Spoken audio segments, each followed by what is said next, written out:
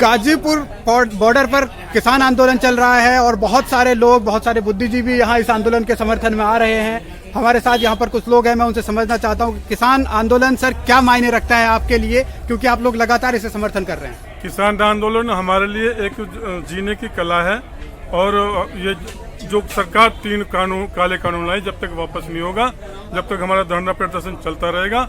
और ये किसान आंदोलन हमारे एक तरह से आत्मा है, जीव आत्मा है। और अब जब किसान आंदोलन मर गया तो हम भी मर गए, देश मर गया। हाँ, और ये हमारा राष्ट्रीय ध्वज है और हमारे प्रधानमंत्री जी इसको बड़े बड़े मंचों से तिरंगा बोलते हैं। ये तिरंगा नहीं है, राष्ट्रीय ध्वज है।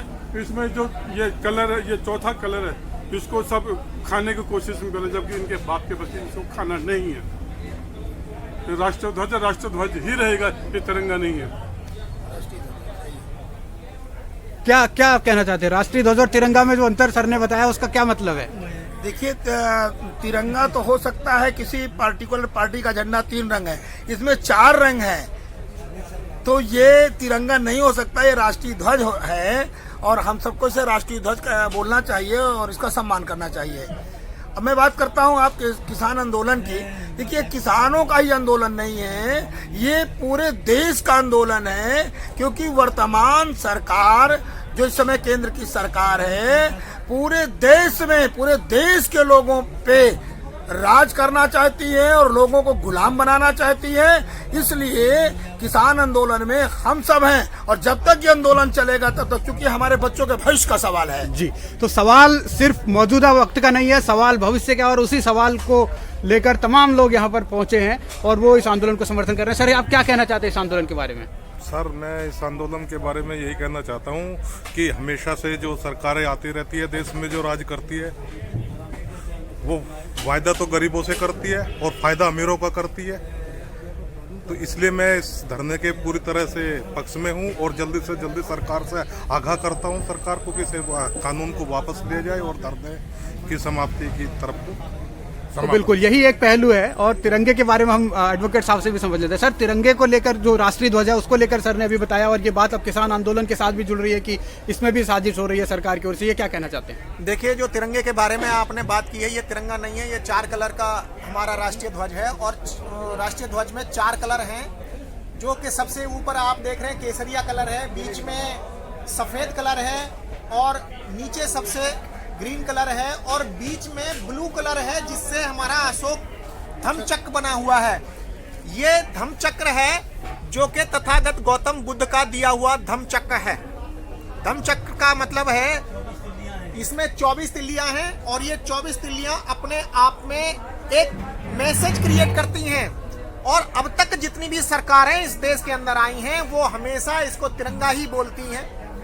पूरी फिल्म इंडस्ट्री इसे तिरंगा बोलती है, मगर इस देश का दुर्भाग्य यही है कि कोई भी सत्य को जानना नहीं चाहता। पूरी फिल्म इंडस्ट्री हमारे देश को हिंदुस्तान बनाना चाहती है, जबकि हमारे देश का नाम है Bharat, that is India, India that is Bharat.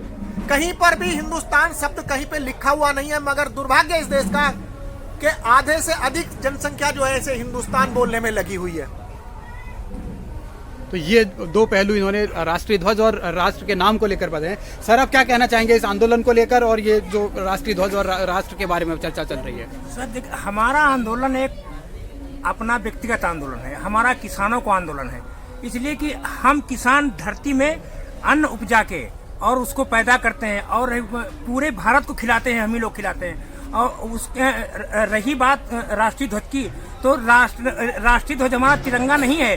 हमारा राष्ट्रीय ध्वज में 4 कलर है, ऊपर केसरिया है, बीच में सफेद है और नीचे हरा है। और उस सफेद रंग में कि धम्मचक्र बना हुआ है अशोक के, और वो उसको मिला के टोटल 4 कलर होते हैं। तो इसलिए कि वो हमको उसको तिरंगा कभी नहीं कहना, हमको कहना तो राष्ट्र ध्वज ही कहना है। और जो ये जो नेता लोग आते हैं, ये कहते हैं कि ऐसा कि हम किसानों का आंदोलन कर रहे हैं। अब जो बताइए, उस नेता से ये पूछिए कि क्या आपने क्या है कि गेहूं की फसल कहाँ होती है?